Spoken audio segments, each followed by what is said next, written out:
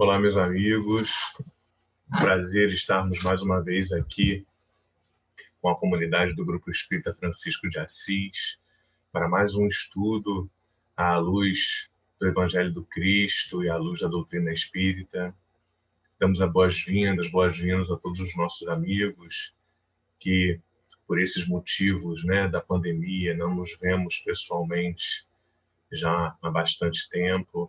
A saudade vai apertando, mas nessa época em que geralmente os nossos pensamentos ficam um pouco mais agitados, que geralmente o nosso corpo, por si só, também fica mais agitado, tentemos hoje e cada vez mais estarmos seguros em casa, tentemos estarmos seguros com os nossos familiares, com os nossos próximos mais próximos, porque é sempre um momento de aprendizado.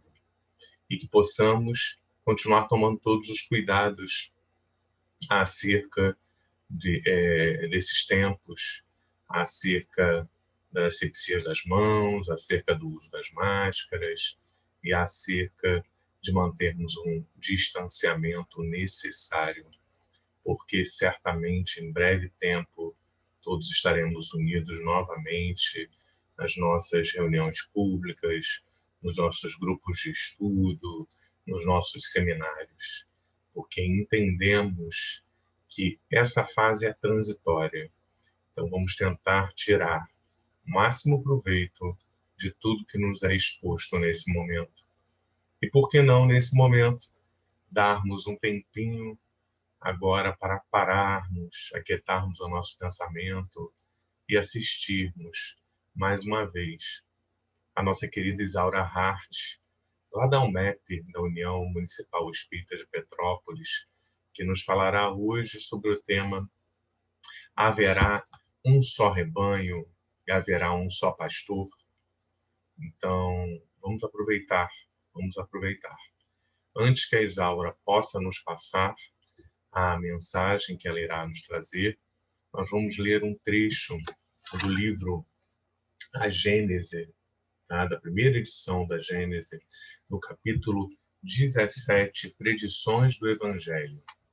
E esse item, que é o item 31, e um trechinho do item 32, o título é Um Só Rebanho e um Só Pastor. E começa com uma citação do Evangelho de João, do capítulo 10, no versículo 6. Tenho ainda outras ovelhas que não são desse aprisco. É preciso também que eu as conduza. Elas escutarão minha voz, e só haverá um único rebanho e um pastor.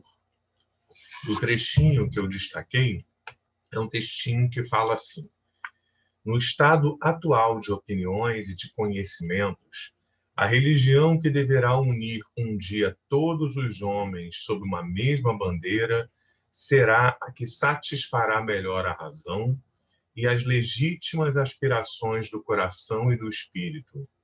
Será aquela que, de nenhuma forma, será desmentida pela ciência positiva, que, em lugar de se imobilizar, seguirá a humanidade em sua marcha progressiva, sem se deixar jamais ultrapassar, que não será nem exclusiva, nem intolerante, que será emancipadora da inteligência, admitindo apenas a fé racional, aquela cujo código de moral será o mais puro, o mais racional, o mais em harmonia com as necessidades sociais, a mais apropriada, enfim, a fundar sobre a terra o reino do bem, pela prática da caridade e da fraternidade universal.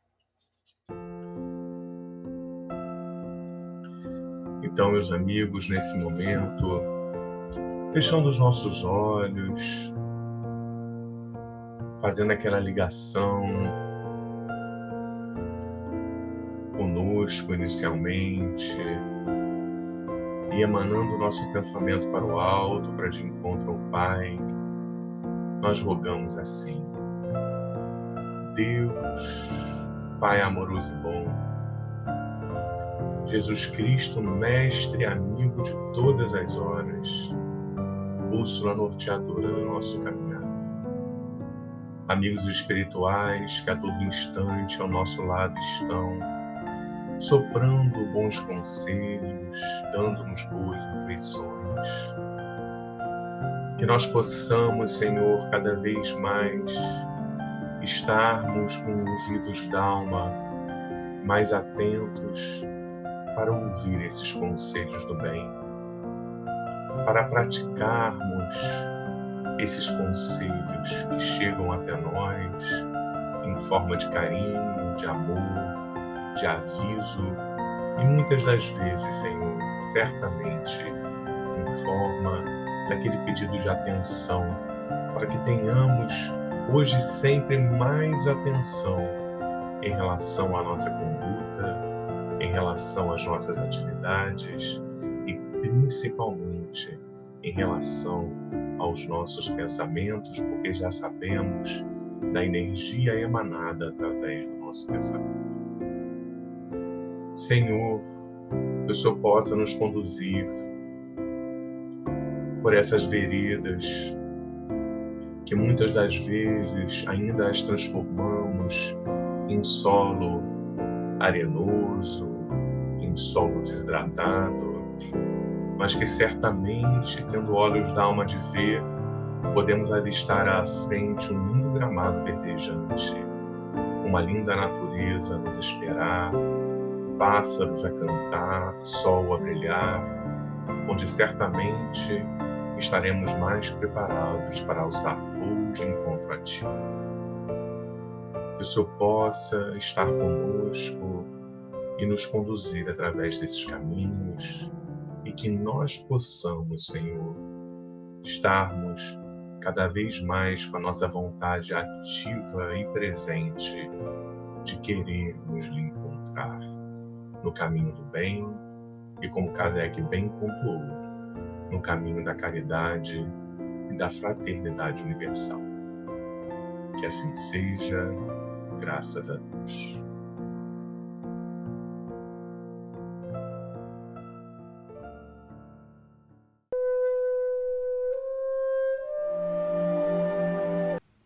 Eu quero cumprimentar com muito carinho a todos os irmãos desta casa tão amorosa, desta casa tão querida ao nosso coração, que é o Jefa de Niterói. E neste momento queremos desejar a todos, que ainda estamos no primeiro mês do ano, que este ano seja um ano de mais paz, mais alegria, mais prosperidade para todos nós, povo brasileiro e povo do planeta Terra de modo geral.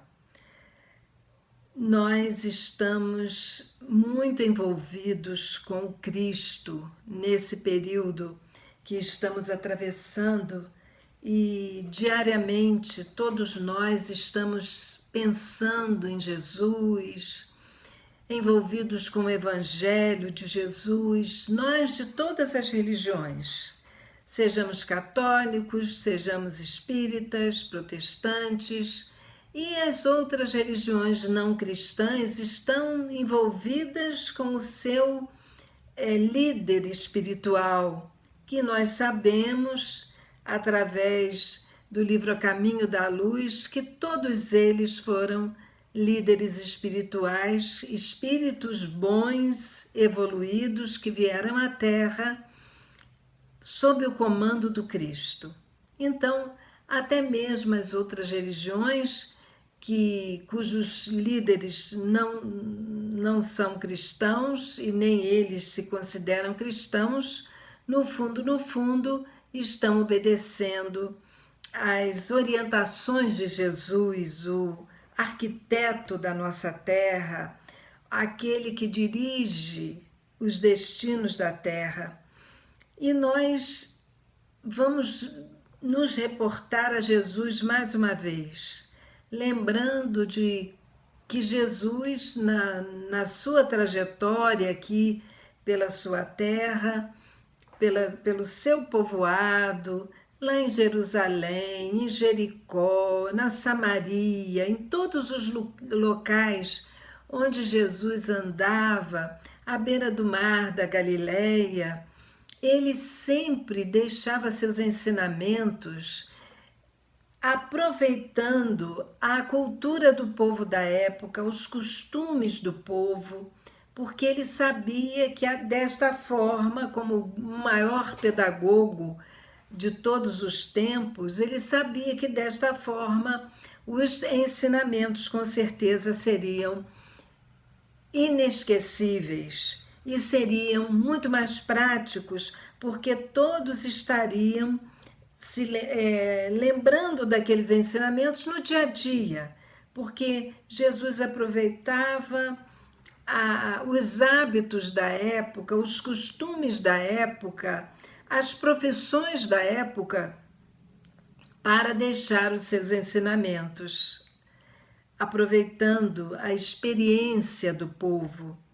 E então nós vamos ver Jesus sempre se referindo muito às ovelhas, falando nos pastores, porque ele vivia em um povo, em meio a um povo que tinha no pastoreio um ganho de vida, que tinha no pastoreio uma profissão. E as ovelhas eram animais que transitavam pelas casas, transitavam pelas ruas, entre os povoados, conduzidas pelo seu pastor. E nós vamos ver então as ovelhas, que tipo de animal essas ovelhas eram, que animais eram. E vamos ver que as ovelhas têm muita semelhança conosco, o ser humano. É interessante, alguém pode achar engraçado, mas a semelhança é muito grande com relação à personalidade das ovelhas. E quando nós paramos e vamos pesquisar em torno delas, nós vamos observar que elas, assim como o homem, são animais muito distraídos. Elas, quando veem um pasto ao lado, mais farto, mais bonito, elas muitas vezes se deixam levar pelo seu instinto, pelo desejo de se alimentar e vão para o outro pasto. Só que as ovelhas são animais altamente sociáveis, entre elas sempre andam juntas, porque elas não conseguem se defender sozinhas. Elas precisam estar no meio do grupo, porque elas, quando estão juntas, no rebanho, elas se defendem melhor dos ataques, mas uma ovelha sozinha invariavelmente será morta pelo lobo, que ataque ou que venha a armar uma emboscada para ela. Nós também somos assim, não é? Nós necessitamos muito da ajuda um do outro. Nós, quando estamos sozinhos, nós vemos a nossa fragilidade e o quanto nós somos indefesos. Precisamos muito da ajuda um do outro. Outro fato importante das ovelhas que nós podemos reparar que há muita semelhança conosco, vamos ver quando, por exemplo, a ovelha, ela quando seus hormônios trabalham e ela começa a ficar cheia de lã, fartamente, não é? Cheia de lã, que é a produção máxima que ela consegue realizar, a lã, que é a sua preciosidade, que é aquele material pelo qual o homem a cuida, pensando na lã que ela lhe proporcionará. Nós vamos ver que quando ela está assim, bonita, empavonada, diríamos assim, com a lã farta, nós vamos observar também a ovelha muito cheia de si. Ela fica vaidosa, ela fica assim, se achando, como nós diríamos no popular aqui entre nós, não é? No português mais popular atual, ela fica se achando, ela acha que ela é a maioral, que ela não precisa de ninguém. Mas quando vem o homem e a recolhe, a amarra e vem com fazer a tosa, fazer aquele processo de tosá-la para recolher o produto da ovelha, que é a lã, ela então cai em si da sua fragilidade, porque ela que estava toda rechonchuda e bonita e chamando atenção, de um momento ao outro ela se vê como um franguinho, algo muito pequenininho, muito magrinho, sem a lã. Ela aí está completamente indefesa e mostrando toda a sua fragilidade. Naquele momento, ela fica muito tímida, ela muda a personalidade. Acontece conosco quando nós estamos com saúde, com dinheiro, quando nós estamos bem, quando nós estamos achando que tudo está sorrindo para nós. Muitas vezes nós também agimos assim como a ovelha. Nós nos achamos muito importantes e achamos que nós somos os maiorais e que não precisamos de ninguém, mas quando vem a dor, vem a tosa, vem o nosso dono e faz a tosa e retira de nós aquele excesso, nós mostramos então a nossa fragilidade, o quanto nós somos pequeninos, o quanto nós somos frágeis e o quanto nós precisamos do nosso dono, daquele que é o nosso pastor, e precisamos dos nossos companheiros. Nesse momento, nós nos vemos como criaturas indefesas. E quando antes nós, a ovelha, no caso, sai do redil, sai do aconchego, sai de entre as outras ovelhas, porque se distraiu e foi em busca de novas experiências, olhando um pasto que a atraiu, nós vamos ver que nós também muitas vezes fazemos isso. Só que quando nós saímos, o nosso pastor, ele é muito zeloso e muito cuidadoso. Ele não permite que a ovelha fique vagando por aí sozinha, porque é muito importante para ele que uma ovelha que se perca seja recuperada. Uma ovelha que se perca, é importante que ela seja recuperada. Muito mais importante que aquela que se perdeu seja recuperada, do que aquelas 99 que ficarão momentaneamente sozinhas, porque ele vai sair em busca daquela que se perdeu.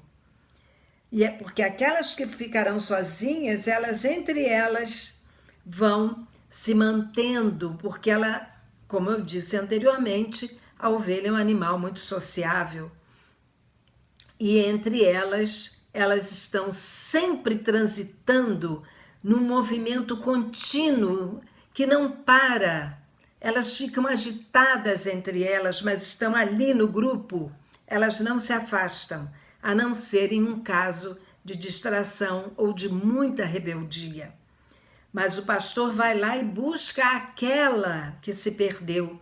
E quando ele a recolhe, em geral, ele a coloca aqui, segura pelas 2 patas aqui, 2 aqui, e a coloca em cima dos seus ombros e atrás novamente ao redil. E muitas vezes ele necessita levar um cão, porque o cão vai acuar aquela ovelha e fazê-la, através do temor, o cão vai fazer com que, com o seu latido, a ameace e ela volte ao redil através do cão. Quantas vezes, meus irmãos, o nosso pastor necessita colocar o cão da dor para nos trazer de volta ao redil. Quantas e quantas vezes a nossa distração é muito grande. Então, nós precisamos da dor para que nos traga de volta. E ainda há uma outra característica.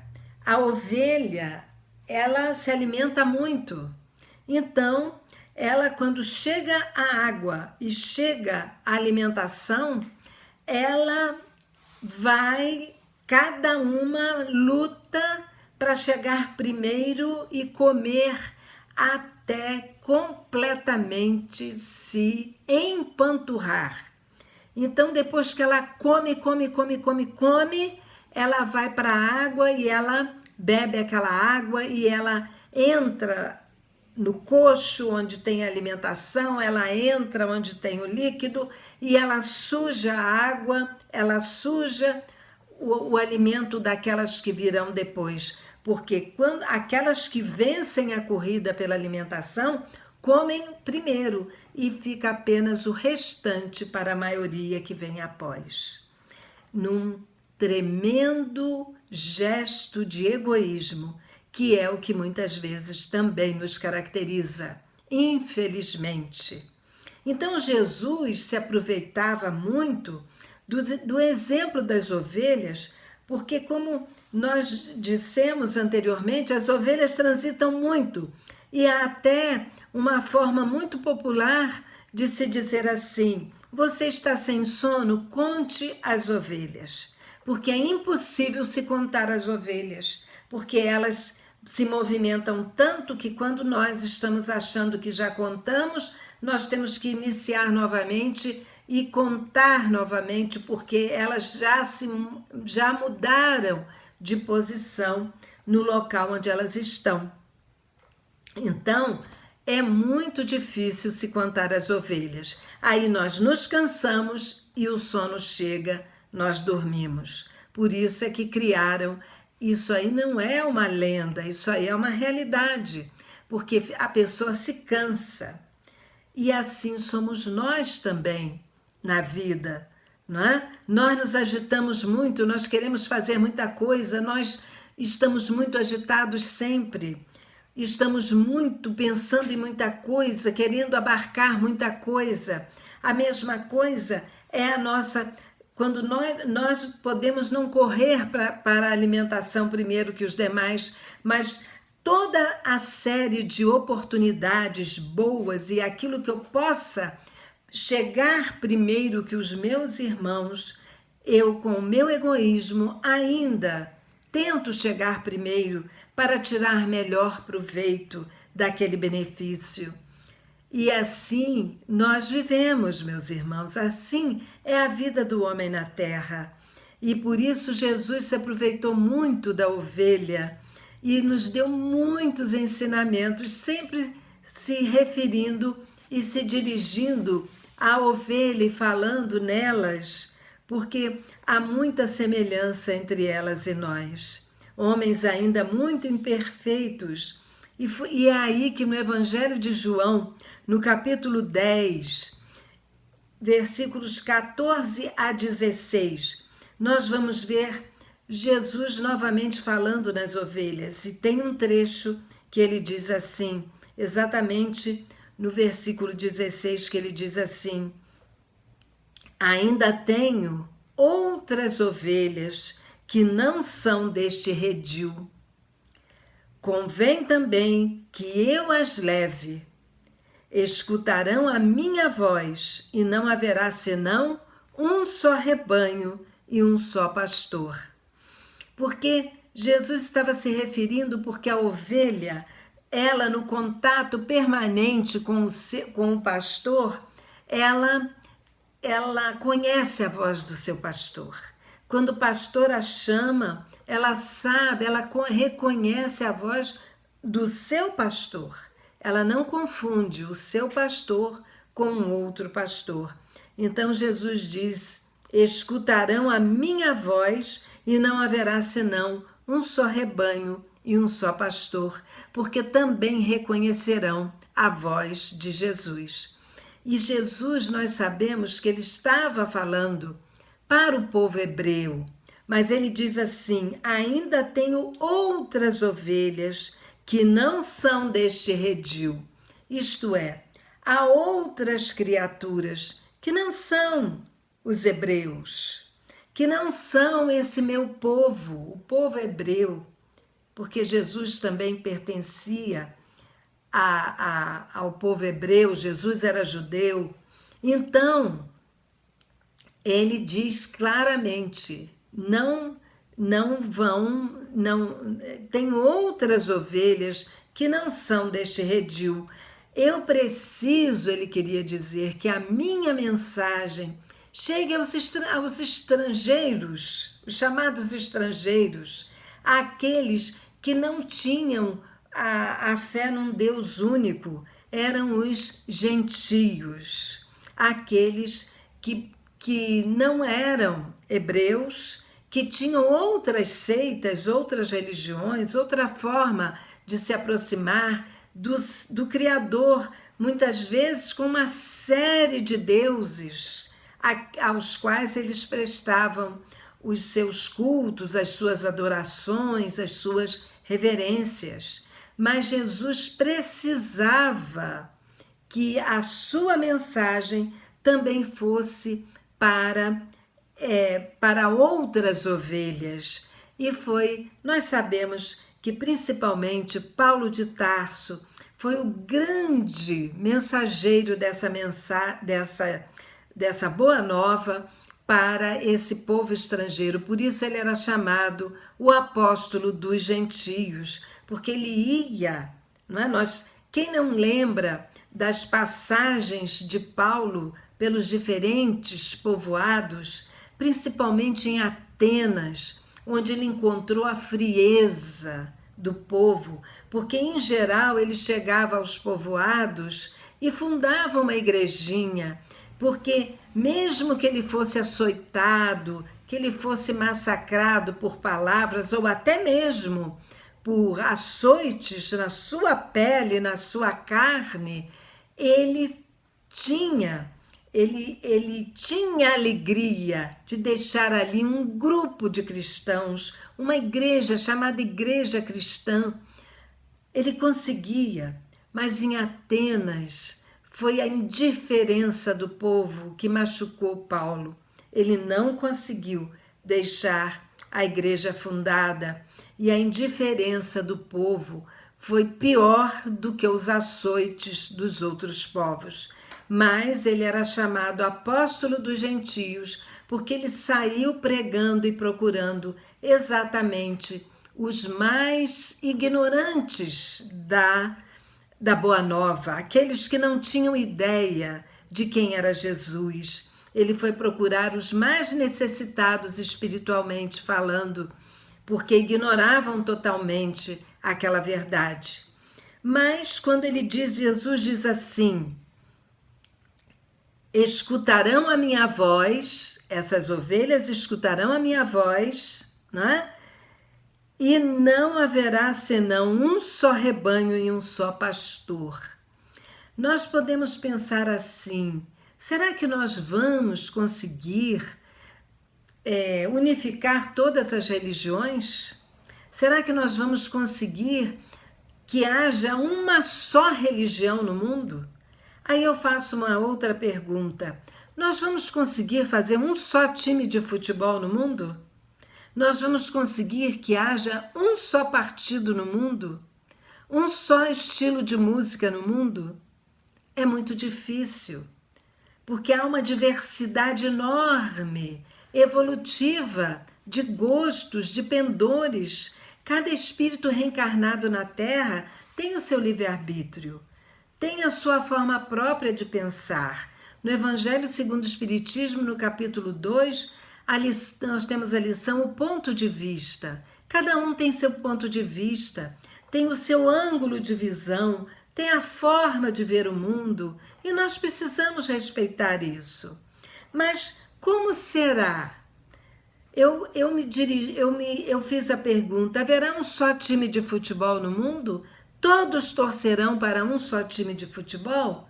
Não há necessidade que seja assim, mas pode haver muitos times de futebol no mundo, mas todos se respeitando entre si, disputando jogos, um saindo vencedor, o outro perdedor, mas o vencedor respeitando a derrota do outro, sabendo que amanhã o outro sairá vencedor e ele o perdedor. Então, onde as torcidas se respeitarão. Esse é o mundo ideal, não onde haja um só time de futebol. Não, o mundo ideal não é aquele onde haja apenas uma religião. Jesus não quis dizer isso, mas Jesus quis dizer que haverá um só rebanho para um só pastor. Aqueles rebanhos com tipos diferentes, características diferentes, em redil diferente um do outro, porém todos respeitando o seu pastor e eles se respeitando entre si. É o que realmente se sonha para esse mundo regenerado que nós estamos aí vendo convulsionar, não é? O mundo de provas e expiações está nos seus estertores. Nós sabemos, lá no livro A Gênese de Allan Kardec, no capítulo 17, nós vamos ver falando sobre a geração nova, são chegados os tempos, no capítulo 18, não é? E 17 e 18, nós vamos ver esse final do livro A Gênese, trazendo, inclusive, essa lição, um só rebanho e um só pastor, no item 31 e no item 32. Mas nós vamos ver que já estava no tempo de Allan Kardec o mundo começando a entrar no mundo de regeneração.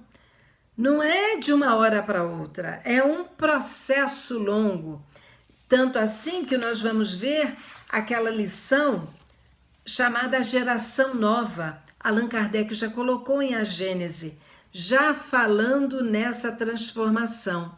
Só que agora nós já estamos num patamar muito mais avançado da regeneração, para chegarmos à regeneração.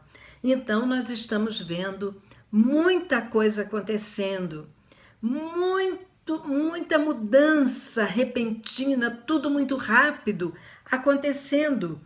E aí nós estamos realmente vendo que é para nós chegarmos a um só rebanho, para um só rebanho para um só pastor, onde todos terão muito mais confiança no seu pastor, com sinceridade, reverência, obediência, e onde nós todos, embora sejamos de rebanhos diferentes, nós vamos ser ovelhas, entre aspas, que irão verdadeiramente entender onde o pastor deseja nos levar, o que o pastor deseja de nós, em quem ele deseja nos transformar.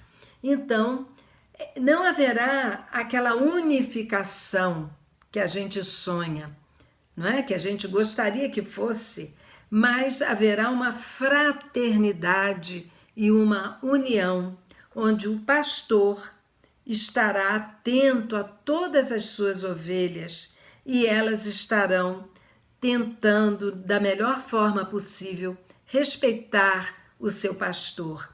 Então, para que isso aconteça, nós vamos ter que abrir mão de muita coisa. São muitas as religiões, as formas de pensar, inclusive são muitas as religiões cristãs, e nós esquecemos o lado que nos une, que é o lado da moral do Cristo, e partimos muitas vezes para nos degladiar pelo lado da diferença que há entre nós, ao invés de nos unirmos pela parte moral, por aquilo de bom que Jesus nos ensinou e que deixou como estrela guia para todos os cristãos, nós esquecemos disso e preferimos estar nos degladiando, nos desrespeitando, e principalmente quando o nosso fanatismo religioso é tão grande que nós achamos que apenas a nossa religião é a certa, é a boa, é a que realmente irá, entre aspas, salvar a humanidade. A melhor religião, nos diz aqui Allan Kardec na Gênese, a melhor religião é aquela que conduz o homem a uma fé não fanatizada, nem a uma fé automatizada, mas a uma fé raciocinada. A melhor religião vai ser aquela onde o amor dirija todos os atos daqueles que a sigam. A melhor religião será aquela onde a fraternidade, a compreensão domine o seio das criaturas. Então, nós vamos ter que abrir mão de certos preceitos, certas vaidades, até mesmo vaidades que nós temos, para respeitar o ponto de vista do outro, que seja um ponto de vista diferente. Então haverá sim um só rebanho para um só pastor, quando os homens procurarem se entender, quando os homens procurarem se amar e, acima de tudo, quando os homens se respeitarem, entendendo as limitações um do outro, entendendo que somos espíritos imortais e que pela lei do progresso, todos um dia seremos espíritos iluminados, seremos espíritos protetores de outras criaturas e seremos aqueles anjos um dia, dos quais nós ouvimos falar tanto e tanto, desde o tempo do Velho Testamento até hoje, nós ouvimos falar nesses seres celestiais que nós almejamos ser um dia. Então, meus irmãos, vamos entender que esse rebanho vai depender de nós, esse único rebanho vai depender, acima de tudo, dos nossos esforços amorosos em busca do nosso próximo, com muita caridade, com muito respeito e abnegação. Muita paz, meus irmãos. Mais uma vez, muito obrigada pelo convite. Para mim foi uma honra estar aqui com esses irmãos tão queridos do nosso Jefa de Niterói. Convido a todos para orarmos, meus irmãos, neste momento.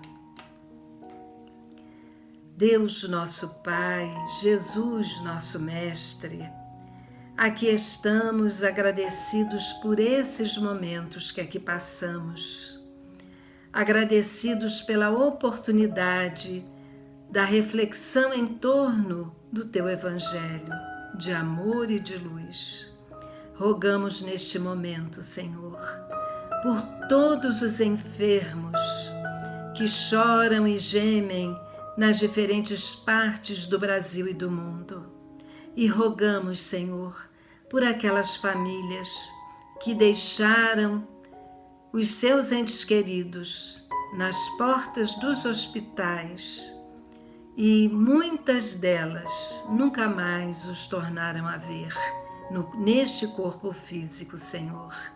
Rogamos que essas famílias tenham a paz que necessitam em seus corações. Que assim seja, Senhor. Graças a Deus.